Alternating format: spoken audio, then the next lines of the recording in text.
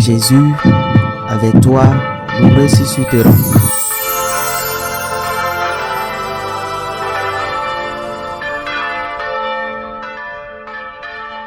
Le même jour, c'est-à-dire le premier jour de la semaine, 2 disciples faisaient route vers un village appelé Emmaüs, à 2 heures de marche de Jérusalem, et ils parlaient entre eux de tout ce qui s'était passé. Or, tandis qu'ils s'entretenaient et s'interrogeaient, Jésus lui-même s'approcha et il marchait avec eux. Mais leurs yeux étaient empêchés de le reconnaître. Jésus leur dit, « De quoi discutez-vous en marchant ?» Alors il s'arrêtait tout triste. L'un des deux nommé Cléophas lui répondit, « Tu es le seul étranger résidant à Jérusalem qui ignore les événements de ces jours-ci. » Il leur dit, « Quel événement ?» Ils lui répondirent, « Ce qui est arrivé à Jésus de Nazareth, cet homme qui était un prophète, puissant par ses actes et ses paroles devant Dieu et devant tout le peuple. Comment les grands prêtres et nos chefs l'ont livré, ils l'ont fait condamner à mort et ils l'ont crucifié. Nous espérions que c'était lui qui allait délivrer Israël. Mais avec tout cela, voici déjà le 3e jour qui passe depuis que c'est arrivé. À vrai dire, des femmes de notre groupe nous ont remplis de stupeur. Quand dès l'aurore, elles sont allées au tombeau, elles n'ont pas trouvé son corps. Elles sont venues nous dire qu'elles avaient même eu une vision des anges qui disaient qu'il est vivant. Quelques-uns de nos compagnons sont allés au tombeau et ils ont trouvé les choses comme les femmes l'avaient dit. Mais lui, ils ne l'ont pas vu. Il leur dit alors, « Esprit sans intelligence, comme votre cœur est lent à croire tout ce que les prophètes ont dit, ne fallait-il pas que le Christ souffrit cela pour entrer dans sa gloire ?» Et partant de Moïse et tous les prophètes, il leur interpréta dans toute l'écriture ce qui le concernait. Quand ils approchèrent du village où ils se rendaient, Jésus fit semblant d'aller plus loin, mais ils s'efforcèrent de le retenir. « Reste avec nous, car le soir approche et déjà le jour baisse. » Il entra donc pour rester avec eux. Quand il fit à table avec eux, ayant pris le pain, il prononça la bénédiction et l'ayant rompu, il le leur donna. Alors leurs yeux s'ouvrirent et ils le reconnurent, mais il disparut à leur regard. Ils se dirent l'un à l'autre, « Notre cœur n'était-il pas brûlant en nous, tandis qu'il nous parlait sur la route et nous ouvrait les Écritures ?» À l'instant même, ils se levèrent et retournèrent à Jérusalem. Ils y trouvèrent réunis les 11 apôtres et leurs compagnons qui leur dirent, « Le Seigneur est réellement ressuscité. Il est apparu à Simon-Pierre. » À leur tour, ils racontaient ce qui s'était passé sur la route et comment le Seigneur s'était fait reconnaître par eux à la fraction du pain. Acclamons la parole de Dieu. Pendant l'octave de Pâques, comme je l'ai déjà dit les jours précédents, l'Église nous invite à méditer sur certaines apparitions du Christ ressuscité. Toutes ont le même but, montrer à ceux qui doutaient, à ceux qui avaient cessé de croire qu'il y a vraiment une vie éternelle, que le Christ a véritablement vaincu la mort et que par conséquent, le Christ est vraiment Dieu. Mais chaque apparition comporte un détail particulier. Ici, il s'agit de l'apparition à 2 disciples qui fuient Jérusalem.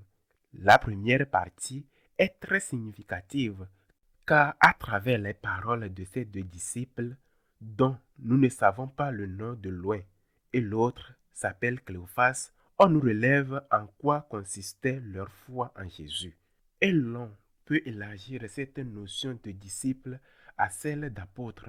Ces 2 hommes étaient sans aucun doute très proches des apôtres, car ce même matin, le matin de Pâques, ils savent déjà que les femmes sont allées au tombeau, qu'elles l'ont trouvé vide, qu'elles ont vu des anges et même que Pierre et Jean, bien qu'il ne soit pas nommé ici, s'y est rendu et l'a trouvé vide lui aussi. Autrement dit, ce n'étaient pas des disciples éloignés. Ils étaient là, au cœur du groupe, proches de Jésus. En quoi consiste leur foi?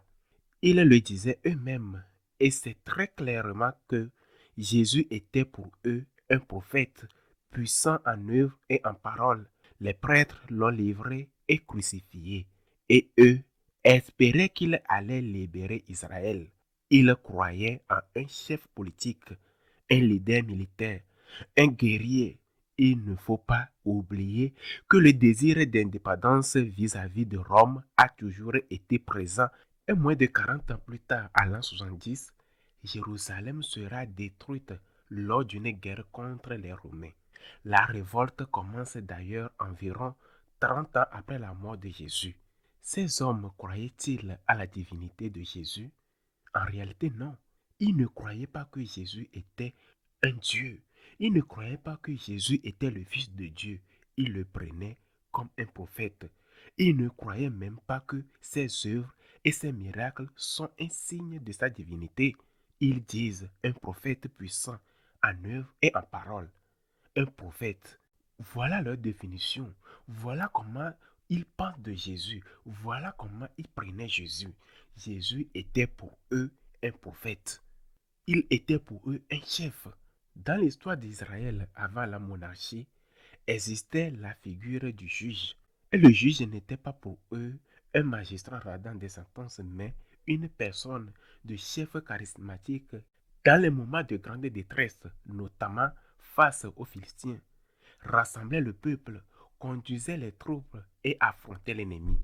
C'est ainsi qu'ils voyaient Jésus, un juge, un militaire, un chef militaire, même s'ils l'appelaient prophète. Autrement dit, qu'attends-tu, toi, de Jésus? Qui est Jésus pour toi? Attends-tu qu'il résolve tes problèmes? Attends-tu que parce que tu as la foi, tu ne tombes plus malade? Que tu ne meurs pas? Que tu ne souffres plus jamais? Non. Car cette foi-là, cette fausse foi ou cette foi en quoi un Dieu qui n'est pas Jésus, cette foi à un Dieu qui au fond est à ton service et où c'est toi qui deviens le Dieu de Dieu, ce Dieu que tu commandes, ce Dieu que tu demandes de faire les choses sous ta commande, entrant en crise dès le moindre problème. Parfois pour des riens, comme un enfant qui pleure pour un jouet perdu. Parfois pour des épreuves très graves. Alors tu diras, pourquoi Dieu permet-il que cela? Moi qui suis bon, dire que tu es bon sans vraiment y croire. Je suis bon. Oh non, je ne mérite pas cela. Laisse-moi te poser une question. Jésus crucifié n'était-il pas bon? N'était-il pas meilleur que toi? Ou bien tu crois que tu es meilleur que le Christ et tu te révolteras contre ce Dieu qui a l'audace, l'impertinence de ne pas t'obéir à toi qui te prends comme un super Dieu. Voilà ce qu'il y a derrière. Tu t'es fabriqué une fausse image de Dieu. Tu adores une idole que tu as toi-même construite. Combien de fois ai-je attendu cela dans ma vie de prêtre? Parfois des boutilles, parfois des choses très graves. Mais comment peux-tu être en crise de foi si ta foi n'est pas vraie? Tu es en crise de foi fausse. Tu as cru en un Dieu que tu t'es fabriqué, un veau d'or, une image construite par toi. Ces hommes qui furent n'ont jamais vraiment cru en Christ. Peut-être faut-il dire que personne, à part la Vierge Marie, n'avait pleinement cru en lui. En tout cas, eux, ils ne croyaient pas. Ils croyaient en autre chose, à un Messie libérateur, à un Messie guerrier, à un juge de l'Ancien Testament, à quelqu'un qui, d'un classement de doigts, transformerait les épées et les lances des Romains en fleurs. Comme il serait facile de vaincre ainsi, de tuer tous les ennemis. Car c'est bien ce que l'on fait à la guerre, n'est-ce pas? Mais Jésus est tout autre. Tu peux croire ou ne pas croire en Jésus, mais tu ne peux pas te fabriquer un Dieu à ta mesure, à ton goût, et te placer toi-même au-dessus de ce Dieu, au-dessus de Dieu, en exigeant qu'il soit à ton service. Ensuite vient le récit du dialogue entre le Seigneur, patient, infiniment patient, et ses deux disciples qui, malgré tant de miracles, tant de paroles magnifiques attendues, n'avaient toujours rien compris. C'est pourquoi le Seigneur leur dit, à juste titre, comme vous êtes insensés et lents à croire, insensés et lents après tout ce que tu as vu dans ta vie, après tous les miracles que Dieu a fait pour toi, tu continues à ne pas croire en la divinité de Jésus, et alors la moindre épreuve, même sérieuse, te bouleverse et t'éloigne de Dieu, comme ses disciples qui s'en allaient. Comme vous êtes là à croire, comme vous êtes là à comprendre, alors le Seigneur leur explique les Écritures, puis il rend le pain. Et à ce moment-là, après l'action de grâce, il disparaît. Face à ce nouveau miracle, ils réagissent et se disent: notre cœur n'était-il pas brûlant en nous lorsqu'il nous parlait en chemin et nous expliquait les Écritures? Quand tu es avec Jésus, quand tu communies, pas toujours, mais souvent, ton cœur ne brûle-t-il pas? N'y a-t-il pas eu dans ta vie tant de moments où tu touchais le ciel, où tu vivais déjà au ciel tout en étant encore sur la terre? Cela ne suffit-il pas? Faut-il toujours te porter dans les bras? Dès que tu ne ressens plus, dès que tu n'as plus la consolation sensible, entres-tu en crise? Dès que Dieu ne réalise pas tes désirs, perds-tu la foi? Comme vous êtes là à comprendre, comme vous êtes fragile, comme des nourrissons, que de manque de maturité, faudra-t-il que le Seigneur apparaisse miraculeusement à chacun de nous pour que nous reconnaissions sa divinité? Et pourtant, en réalité, le Seigneur s'est déjà manifesté à chacun de nous, non pas une fois, mais bien des fois. Beaucoup de fois lorsque nous avons communié, lorsque nous avons prié, lorsque nous l'avons contemplé dans l'Eucharistie, lors de l'adoration du Saint-Sacrement, notre cœur ne brûle-t-il pas? N'était-il pas rempli de paix? Ne ressentions-nous pas ce que Pierre a dit sur le Tabor? Dressons ici 3 tentes. Mais ces moments de lumière nous sont donnés pour les moments d'obscurité. Le Christ est Dieu. Le Christ est ressuscité. Il y a une vie éternelle. Nos péchés sont pardonnés lorsque nous nous repentons. Rendons grâce à Dieu et ne doutons plus jamais de sa divinité. Qu'il soit ainsi.